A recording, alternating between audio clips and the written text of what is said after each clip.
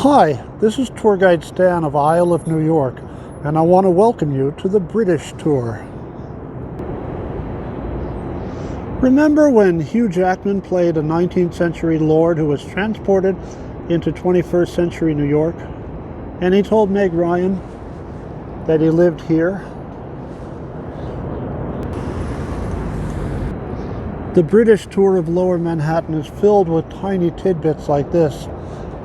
First, we'll start at Hanover Square, dedicated to the memory of the September 11 victims from the UK and Northern Ireland, and surrounded by stonework that gives the names of all the counties in the UK and Northern Ireland, like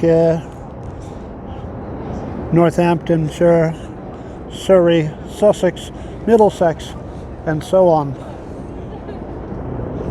Britain still has an influence on New York City, and you'll see elements of it along the British tour of Lower Manhattan. Of course, you'll see a lot of our early history, like the oldest paved street in New York, Stone Street, now a land of bars.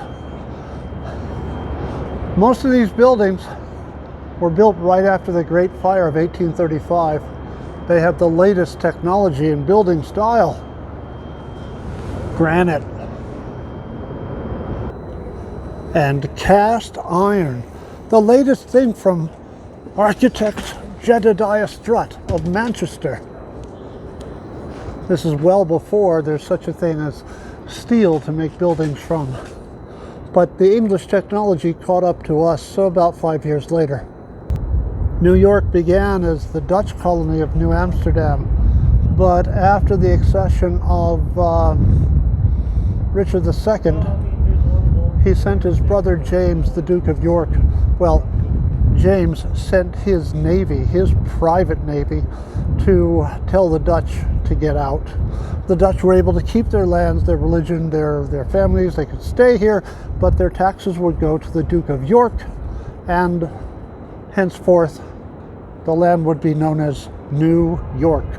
And here is the remains of the tavern of our second royal governor, Governor Lovelace.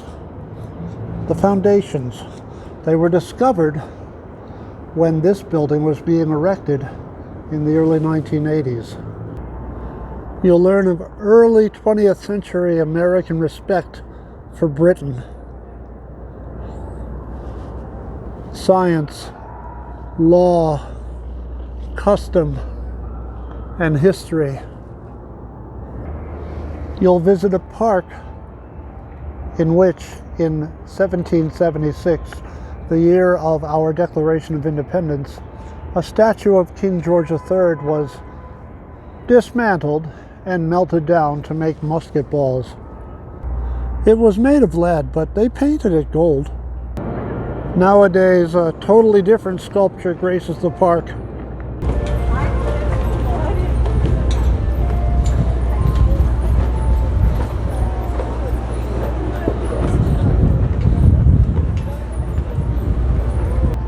Oh yeah, and you've got to see the fence.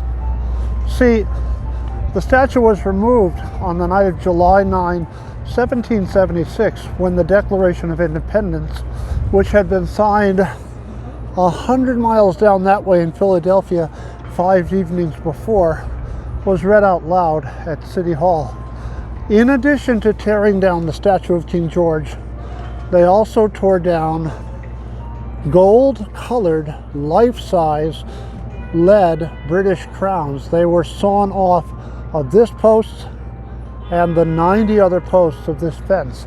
The coolest thing in New York is you can feel the saw marks to this very day. You'll see the former offices of Cunard and White Star, the owners of the Titanic.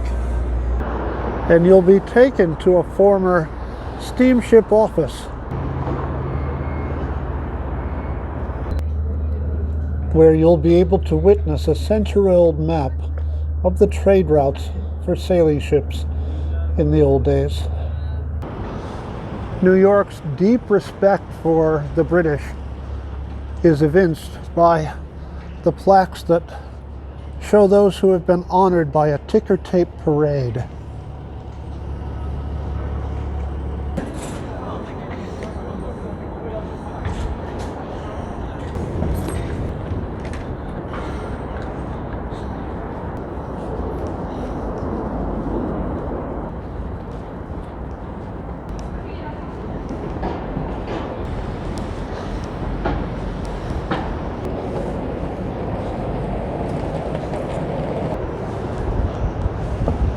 Of course, we're going to cross Thames.